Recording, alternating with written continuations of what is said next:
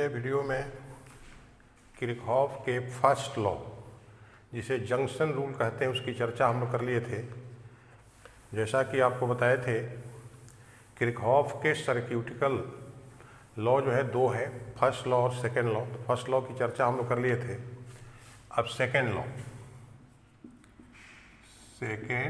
Law, इसको loop rule भी कहा जाता है। तो किरचॉफ का सेकेंड लॉ यानी लूप रूल क्या है? तो इसका कहना है कि इन एनी क्लोज्ड लूप और mesh in electric circuit the algebraic sum of potential difference across terminals of all components is equal to 0। तो पोटेंशियल डिफरेंस यानी करंट को फ्लो कराने में जो भी एनर्जी कंज्यूम होती है, तो टोटल जितने भी कंपोनेंट्स हैं सबके पोटेंशियल डिफरेंस का अलजेब्राइक सम 0 होता है। अब सर्किट में अभी के अनुसार दो कंपोनेंट्स, रेसिस्टर और सेल। तो सेल के लिए उसका ईएमएफ जो है टर्मिनल पोटेंशियल डिफरेंस है। अगर उसमें इंटरनल रेजिस्टेंस है तो उसका पोटेंशियल डिफरेंस होगा, और रेसिस्टर है उसका पोटेंशियल डिफरेंस होगा। इन सब का अलजेब्राइक सम जो है वो 0 के बराबर होगा। अब इसमें ये देखना होगा कि कब पोटेंशियल डिफरेंस पॉजिटिव होगा और कब निगेटिव होगा। तो बस दो ही चीज़ ध्यान देना है। जो भी आप क्लोज लूप लेंगे तो उसका एक ऑर्डर होगा। तो अगर करंट का फ्लो रेसिस्टर में उस ऑर्डर में हो रहा है जो लूप का ऑर्डर है, तो उसका पोटेंशियल डिफरेंस पॉजिटिव लिया जाएगा। और यदि करंट के फ्लो का डायरेक्शन इस लूप के ऑर्डर के अपोजिट डायरेक्शन में होगा तो रेसिस्टर का टर्मिनल पोटेंशियल डिफरेंस नेगेटिव लिया जाएगा। अब रह गई बात सेल की। तो सेल का एक टर्मिनल पॉजिटिव और एक negative.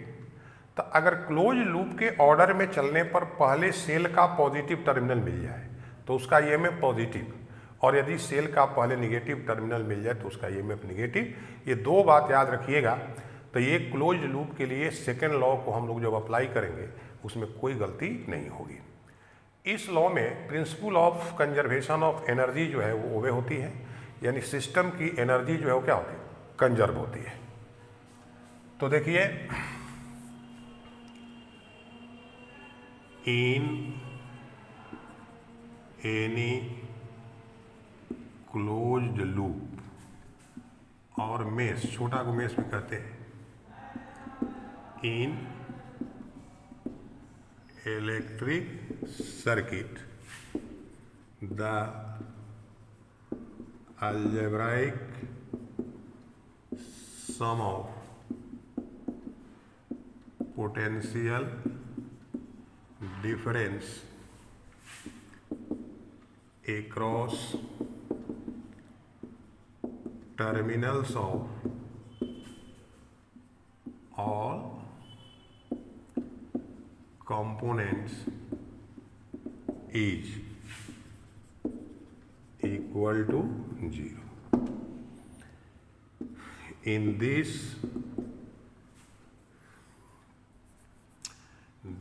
law obeys principle of conservation of energy. In any closed loop or mesh in electric circuit, the algebraic sum of potential difference across terminals of all components is equal to 0. This law obeys principle of conservation of energy. कई बार objective में पूछ देता है, in Kirchhoff second law in following which physical quantity is to be conserved, तो उसमें याद रखिएगा energy जो है वो कंजर्व होती है। अब इसको हम लोग एक्सप्लेन करेंगे।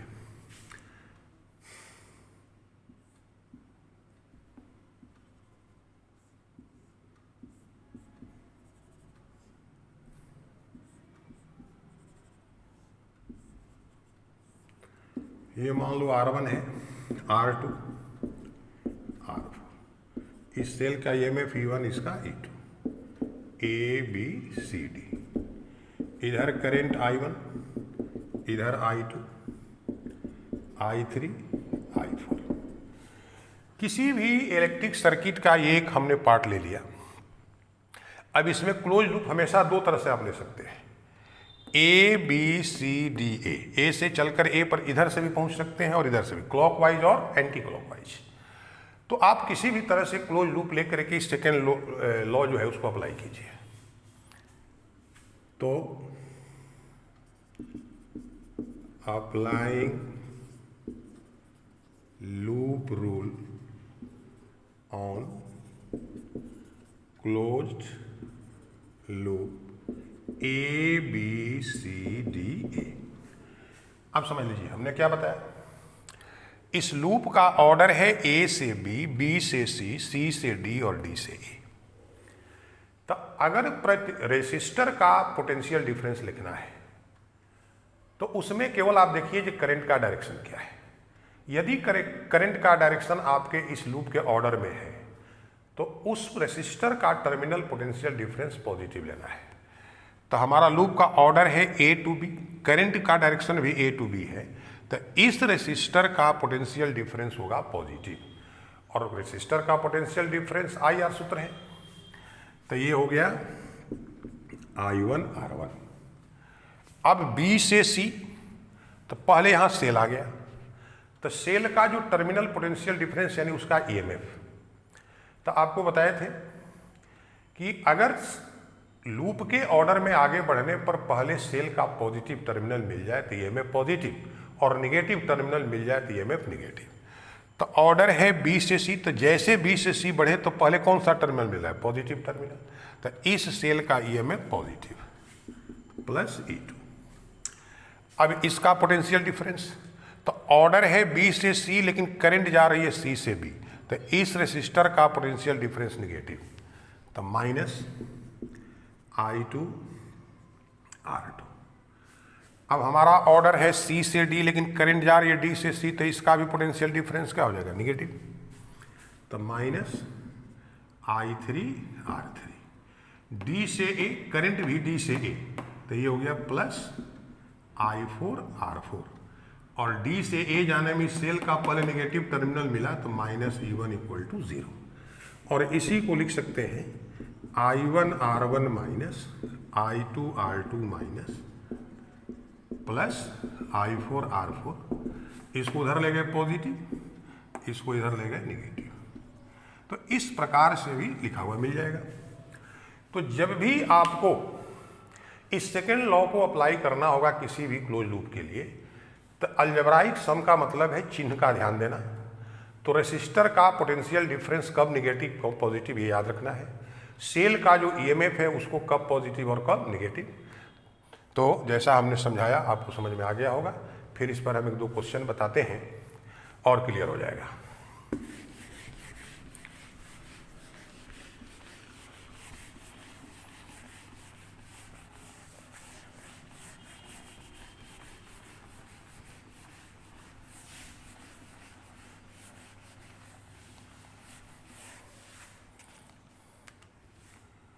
Question: in following circuit, find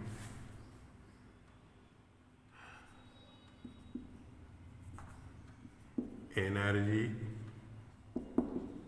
stored in capacitor. Circuit दिया रहेगा,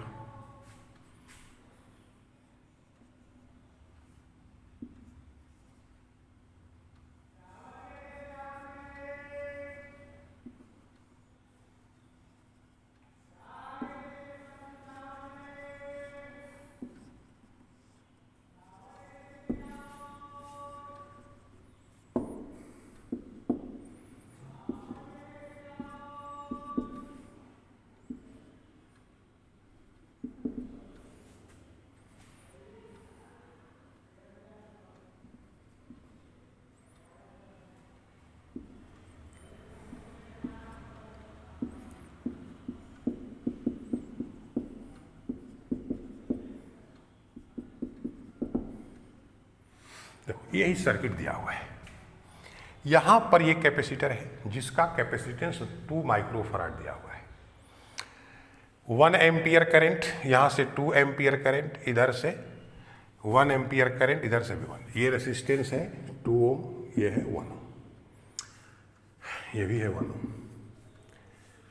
तो कैपेसिटर में कितनी एनर्जी स्टोर होगी, इसके लिए अगर कैपेसिटेंस मालूम है तो इसका पोटेंशियल डिफरेंस मालूम होना चाहिए। तो कैपेसिटर इस 2 पॉइंट के बीच है, ए और डी के बीच। तो ए और डी के बीच का अगर पोटेंशियल डिफरेंस हमको पता चल जाए तो कैपेसिटर में स्टोर्ड एनर्जी निकल जाएगी। अब आते हैं हम लोग किरचॉफ के फर्स्ट रूल। इस पॉइंट ए पर 1 एम्पियर करंट पहुंचेगी और 2 एम्पियर करंट पहुंचेगी। फर्स्ट लॉ क्या कहता है कि सर्किट में किसी पॉइंट पर जितना करंट वहां पहुंचेगी उतना ही वहां से चली जाएगी। तो 1 एम्पियर और 2, यहां पर कितना हुआ 3 एम्पियर करंट पहुंचे, तो इधर से 3 एम्पियर करंट, इससे भी वही करंट जाएगी। 1 एम्पियर और 1 एम्पियर, यहां कितना हो गया, इधर से 2 एम्पियर। ये दोनों करंट यहां पहुंच के इधर से निकल जाएगी, इसमें कहीं दिक्कत नहीं। अब हमको ए और डी के बीच का पोटेंशियल डिफरेंस चाहिए, ध्यान दीजिएगा। तो ए से बी, बी से सी, सी से डी। तो ए से बी हमारा ऑर्डर है, करंट भी ए से बी जा रही है, तो इसका पोटेंशियल डिफरेंस पॉजिटिव, तो V equal to I R. तो करंट 3 है और रेजिस्टेंस भी 3 है। फिर B से C, करंट भी B से C, तो प्लस 3 × 6। अब ऑर्डर है C से D, लेकिन करंट जा रही है D से C, तो ये -2 × 4, तो 9 + 18 - 8, इतना वोल्ट हो गया। अब आपका काम हो गया। पोटेंशियल डिफरेंस जब निकल गया तो energy stored U equal to ½ CV²। तो ½ C का वैल्यू 2 माइक्रोफराड, यानी 10⁻⁻6 माइक्रोफराड को फराड में, और ये 19 × 19, ये 2 कैंसिल हो गया। 19 × 19 × 10⁻6 जूल, इसको गुना कर लीजिए। तो इस प्रकार से आप किरचॉफ के फर्स्ट रूल का हमने यूज आपको बता दिया है। अब एक क्वेश्चन और बताते हैं।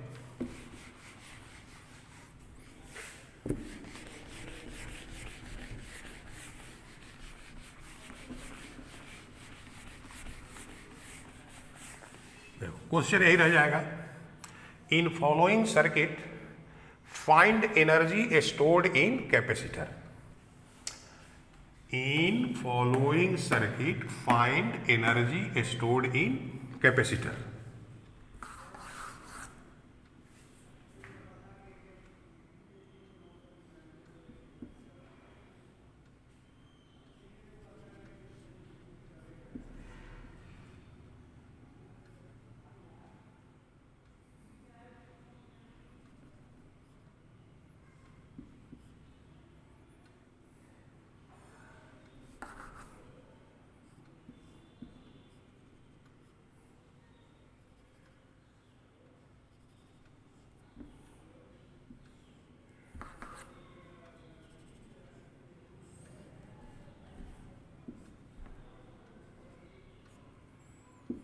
ट्वेल्व वोल्ट 1 ओम इसका इंटरनल रेजिस्टेंस, 10 वोल्ट 1 ओम, 8 वोल्ट 1 ओम,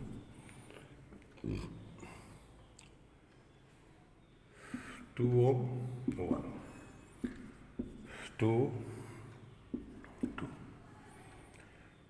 2 माइक्रोफैराड। ये आपको सर्किट दे दिया, यहाँ पॉइंट एम है, यहाँ पॉइंट एन है। इसको हम आपने से मान सकते हैं आप A B C D E।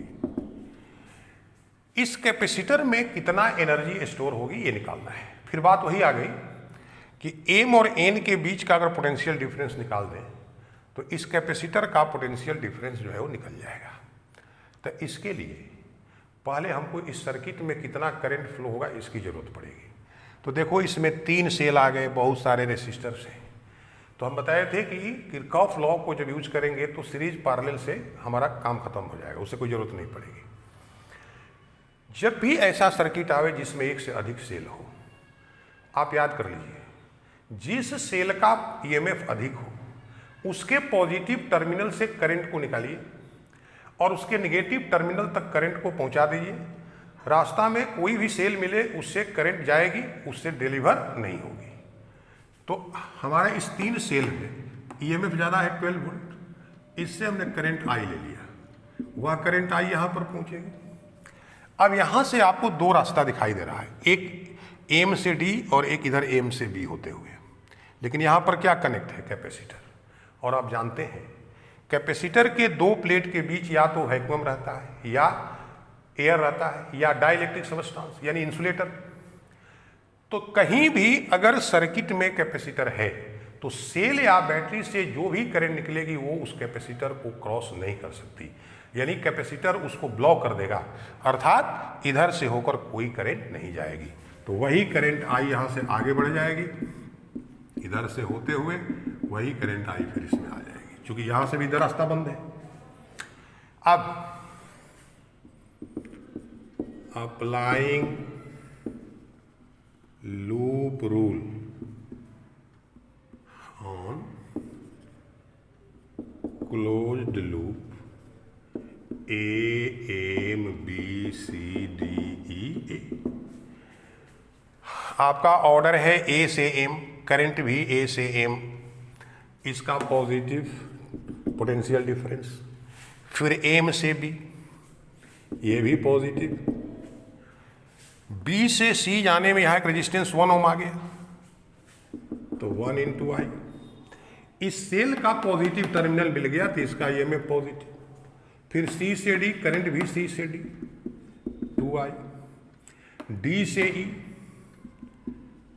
1 into आई, ई से एफ ये रेजिस्टेंस है 1 into I, cell negative equal to 0,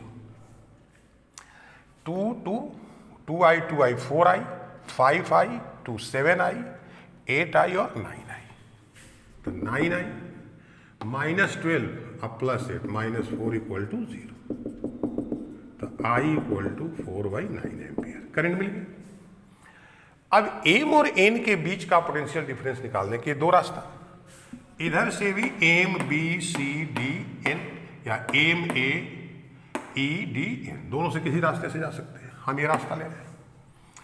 तो देखो V M minus V N, M से बी ऑर्डर है करंट भी एम से बी, तो 2i, फिर बी से सी करंट भी बी से सी यहाँ पर 1 इंटू आई, सी से डी करंट भी सी से डी 2i। अब डी से एन, तो रेजिस्टेंस यहाँ भी है यहाँ भी है, लेकिन करंट इधर जा ही नहीं रही है, तो इनका तो खत्म काम हो गया। अब देखो सेल, ये बी से सी जाने पर सेल का पॉजिटिव और डी से एन जाने में सेल का निगेटिव, 2i 2 4i 5i, तो 5i -2, i का वैल्यू ऑलरेडी आ चुका है 4/9 -2, LCM 9, 2/9 वोल्ट। अब एम और एन के बीच जो कैपेसिटर है उसका पोटेंशियल डिफरेंस 2/9 वोल्ट आ गया। तो energy stored U equal to half CV², तो C हो गया 2 माइक्रोफराड, तो 2 इंटू 10⁻⁻⁶, ये हो गया 4/81 V², ये कैंसिल हो गया, तो 4 इंटू 10⁻⁻⁶, इतना करंट एनर्जी जो है इस कैपेसिटर में स्टोर हो गई। तो इस प्रकार से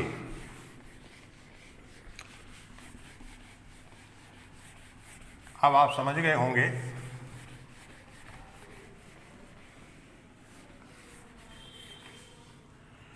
कि किरचॉफ के दोनों रूल का हम लोग किसी भी सर्किट पर किस प्रकार से यूज करते हैं।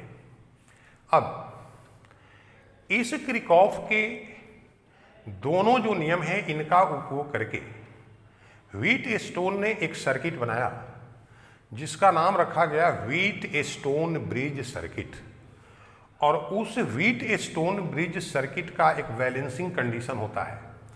उस बैलेंसिंग कंडीशन को प्राप्त किया जाता है इसी दोनों नियम का यूज करके, और उस व्हीट स्टोन ब्रिज सर्किट का यूज करके लेबोरेटरी में किसी अननोन रेसिस्टर का रेसिस्टेंस हम लोग डिटरमाइन करते हैं।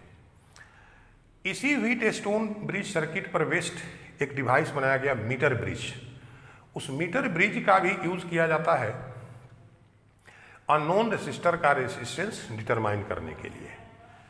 और उसके बाद इसी चैप्टर में पोटेंशियोमीटर है, उसको हम लोग स्टडी करेंगे। पोटेंशियोमीटर का भी यूज होता है, किसी सेल का ईएमएफ निकालते हैं, उससे दो सेलों के ईएमएफ को कंपेयर करते हैं, किसी सेल का इंटरनल रेजिस्टेंस काउंट करते हैं, और तब उसके बाद हीटिंग इफेक्ट ऑफ करंट की इसमें चर्चा होगी, और एक कार्बन रेसिस्टर है उसकी चर्चा होगी। इतना इस चैप्टर में है।